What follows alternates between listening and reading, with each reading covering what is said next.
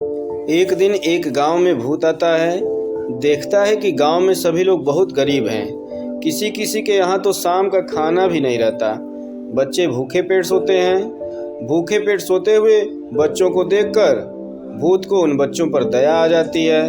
वो सोचता है क्यों न मैं इनकी परेशानी को दूर कर दूं। हो सकता है कि अच्छे कर्म करने से मुझे भी भूत के जीवन से मुक्ति मिल जाए। ये सोचकर भूत हवा में उड़ने लगता है और गांव में पैसों की बारिश शुरू कर देता है।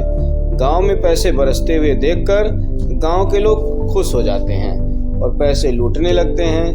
गांव वाले बहुत सारा पैसा लूटते हैं। गांव वालों के छत के ऊपर पैसे ही पैसे होते हैं और आंगन में भी पैसे ही पैसे होते हैं।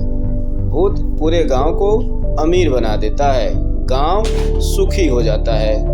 गांव के सभी लोग भर भर पेट भोजन करने लगते हैं। आसपास के गांव वाले इन्हें इस प्रकार धनी देखते हैं तो वो सब इनसे जलने लगते हैं। उसके बाद गांव में चोर आकर चोरियां करने लगते हैं। गांव वाले चोरों से परेशान हो जाते हैं।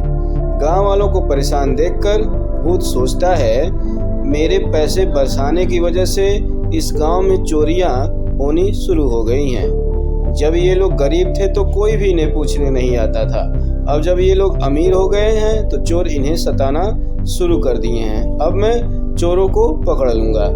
रात में चोर चोरी करने के लिए मुखिया के घर पहुंचते हैं। जैसे ही घर में जाते हैं भूत बाहर से दरवाजा बंद कर देता है और चोर चोर चिल्लाने लगता है।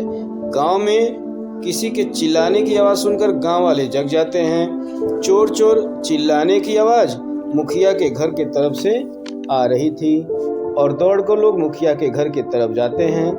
मुखिया का भी सारा परिवार जग जाता है। सभी के इकट्ठा हो जाने के बाद लोग दरवाजे को खोलते हैं और चारों चोरों को पकड़ लेते हैं। चारों चोरों को पकड़कर लोग खूब मारते हैं और मारने के बाद चोरों को ले जाकर पुलिस के हवाले कर देते हैं। पुलिस भी चोरों को खूब मारती है और थाने में बंद कर देती है। उसके बाद गांव में चोरी की घटनाएं बंद हो जाती हैं।